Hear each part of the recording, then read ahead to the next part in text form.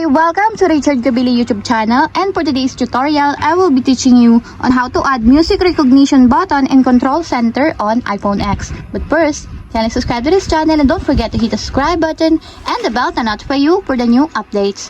And let's start! Using your iPhone X from your home screen, first go to Settings. Then in the settings, scroll down and find the control center, then tap. Then after that, in the control center, scroll down and go to more control sections, then find the music recognition. And as you will see, there's a positive sign located on the side of it. Then all you have to do is just stop until it appears in your included controls. If you want to check it, if it is already in your control center, just drag down the right side of your screen. And as you will see that the music recognition button is already in your control center.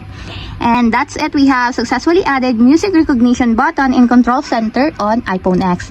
If you have a question, can you comment down below, and don't forget to hit the subscribe button and the bell to notify you for the new updates. And thank you for watching.